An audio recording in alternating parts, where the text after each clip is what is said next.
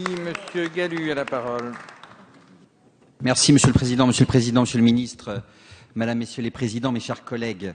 La France a fait de la lutte contre l'évasion fiscale et contre les paradis fiscaux depuis ces derniers mois une priorité.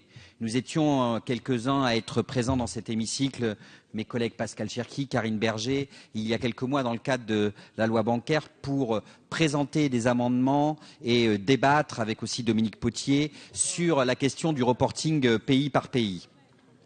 Il faut que vous sachiez que ces règles, de notre point de vue, doivent maintenant s'appliquer à la politique de développement. Rappelons quand même que nous devons faire bénéficier les pays du Sud des avancées en cours. 950 milliards de dollars de flux financiers illicites sortant des pays en développement en 2011, soit 13,7% de plus qu'en 2010, selon le GFI de décembre 2013. En pourcentage du PIB, par exemple, l'Afrique subsaharienne est la première victime des flux financiers illicites de capitaux avec une perte de 5,7% en moyenne annuelle.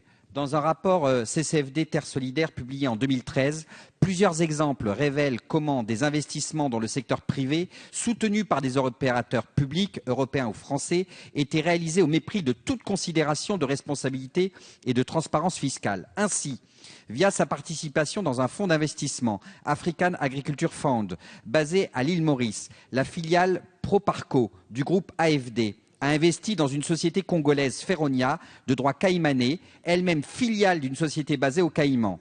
À la lecture des rapports financiers, notamment celui de 2010 de l'entreprise, l'objectif est clair. Feronia cumulerait absence d'imposition au Caïman, trêve fiscale en RDC et utiliserait les pertes enregistrées au Canada pour réduire les profits imposables des années suivantes. Or, mes chers collègues, aujourd'hui, aucune règle au sein de l'AFD n'existe pour prévenir ce genre de dérive.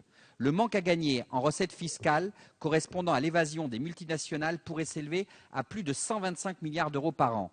La priorité est donc de demander la transparence comptable pays par pays à toutes les entreprises qui reçoivent des financements ou des garanties du groupe AFD afin de prévenir les risques d'évasion fiscale. La France, je l'ai déjà dit, qui vient d'adopter une mesure similaire de transparence pour les banques et défend son extension à tous les secteurs d'activité au niveau européen, doit se montrer en pointe sur cette question-là.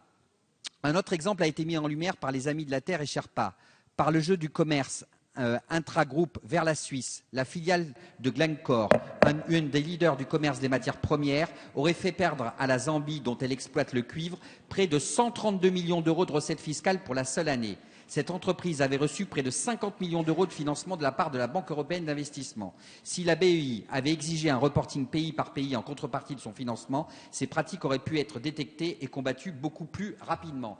C'est pour ça, mes chers collègues, qu'il me semble important que dans cet article 2, nous débattions ce soir de cette question du reporting pays par pays et de l'exigence de transparence qui doit accompagner les entreprises qui bénéficient soit de financement, soit de prêts de l'AFD. Je vous remercie. Merci, mon cher collègue.